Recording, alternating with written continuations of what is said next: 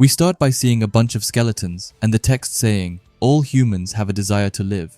If it weren't for that, I would not have come all the way here suffering through all those hardships." And then we finally see someone who we can assume to be our main character. He walks forward and says that after 99 attempts, he is finally here, and that this time he will see it to the end. We then see that he has made it to the final 20th round, and is greeted by a round of guardian golems. He thinks that seeing as they're crowding the place, they must be guarding that doorway back there, and he is well aware that the guardians won't let him pass easily, so just then, he locks in and takes out his scythe, which is steaming with a red aura around it. Meanwhile, the guardian's eyes begins to light up. One of the guardians begins their attack towards him, however magically he evades it, and he then says, "Steel of Death," which creates some sort of portal behind one of the guardians, which makes it easy for him to fly behind and take it out. He thinks that after using the Seal of Death on an opponent and successfully attacking them, there will be a 100% damage increase, which we see as it looks like the guardians blows up.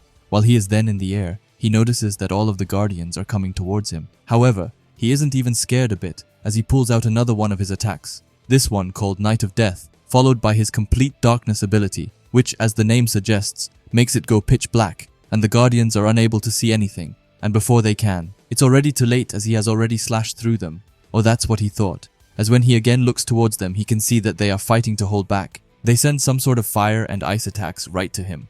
He admits that they are extremely fast, and that they just keep on coming more and more. Because of that, he uses his speed increase ability to now be able to dash like nothing before, as it's like mirror images of him all around the guardians. Still, the guardians aren't backing down, as one of them takes out some sort of fire arrows and starts aiming it right to him. They fire it off, however. Sadly, they only hits his copies. Not himself, who just laughs at them and says that they have a hard time hitting him, but suddenly he looks worried as out of nowhere a magic seal has appeared right under him. Before he knows it, the ice has already appeared and has frozen him into solid ice. He looks worried as he spots one of the guardian's foots slowly approaching and then going into an attacking stance. He knows that he has to act quick, so his eye then suddenly lights up with an ominous red color as he says Moonlight Destruction. This sends some sort of red shockwave through the ice, but also right through the guardian. As he gets out of the ice, he even admits that it was close and says that even he would have been damaged by that quite a bit. He starts getting ready for more action as he says that this fight will last forever if he keeps fighting them individually. So with that in mind, he is determined to finish this all with one attack. The guardians as well are preparing attacks of their own, but our main character then takes one step, which makes the whole ground shake, as he then says, "Moonlight Destruction active," and calls out the red moon, and with this attack, he is able to slash all of the guardians in no time, and making them all fall towards the ground. After that, he finally breathes out and says that they are all dead, and he starts heading to the doorway that they were protecting, as he is very intrigued to just what is hiding in there. He walks into it but is quickly surprised as he says that it feels like a temple. He sees a big door and wonders if he's supposed to go through there or if something else will come out of it. But he says that there's only one way to find out as he starts going to it. As he then steps on the magic circle right by it, he wonders to himself if he will be able to finish the game this time. But suddenly a pop-up appears, which says that he needs at least 5 players in order to open this boss room. He is quickly surprised, but it continues as they say that there is currently only one player front of the boss room and that the player will be killed in 5 seconds for failing to meet the requirements. Our main character is then quickly trapped inside the magic circle, and he wonders just what is going on. The timer starts ticking down while he tries to do everything in his power to break free, and says that no one ever said anything about this requirement. He starts to wonder if this is how it all ends, and he starts to wither away as the time ticks down to 0, and another pop-up appears telling him that he is dead, and that he has fulfilled the conditions to activate the Rune of Regression, explaining that they are rewinding time to the state before the first round. Another one says that the Rune of Regression number of uses is 100 out of 100, and that he has used up all available activations of the rune, and that the rune will disappear, and with that, they are starting the 100th regression.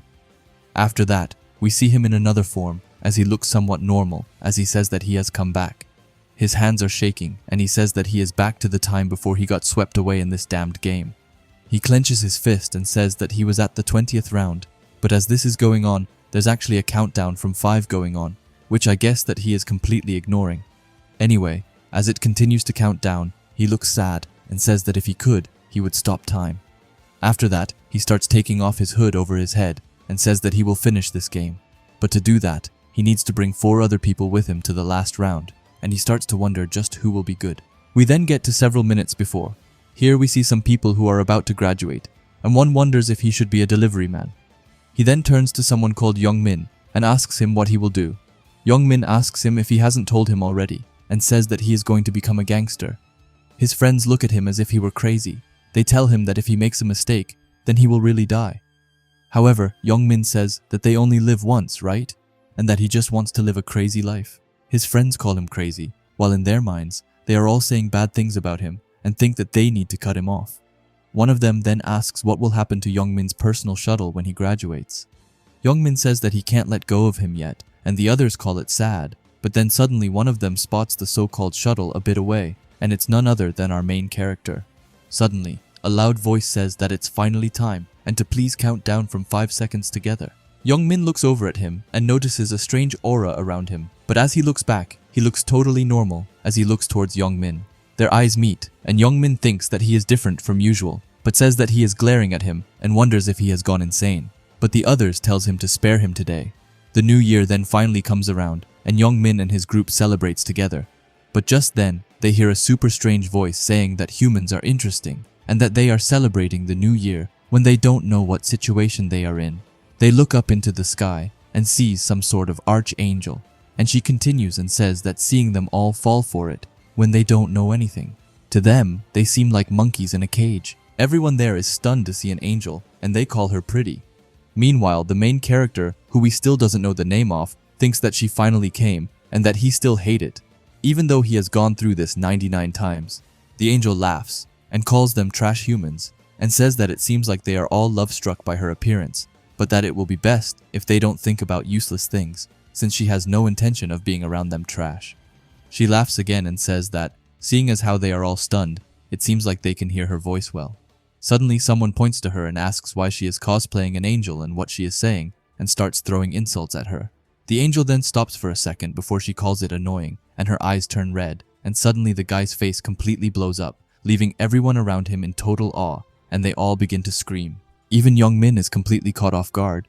The angel, who looks mad, says that for lowly humans, how dare they speak informally to her mighty self, telling them that they don't have any right to ask her questions and not to act arrogantly if they don't want their heads to explode like that human. She asks them if they understand and says that they can't do anything before saying that she will explain what is going on, so she tells them to listen. Our main character just sighs and wonders if he needs to listen to the explanation again. The angel then tells them that they will be playing a game, saying that for 20 rounds on the first of every month, their souls will be transported to a new dimension to participate in a game. She smiles and says that it's the one thing they humans needs to do and also complete the given quests. If they complete those quests, they will receive rewards and return back to the real world. We hear how everyone in the crowd is confused by all of this. But anyway, she keeps going as she says that even if they complete the quest, not everyone will survive, and that since she is only going to spare half of the participants in order of completion, but she tells them not to worry since she won't take them all, and that only humans around the world aged between 15 and 29 will participate. She then says that since the explanation is done, they should start the game. Everything then goes bright, and she tells them that all of them have entered their own individual spaces, which only they can see, and that they need to shape their body in preparation for the soul transfer.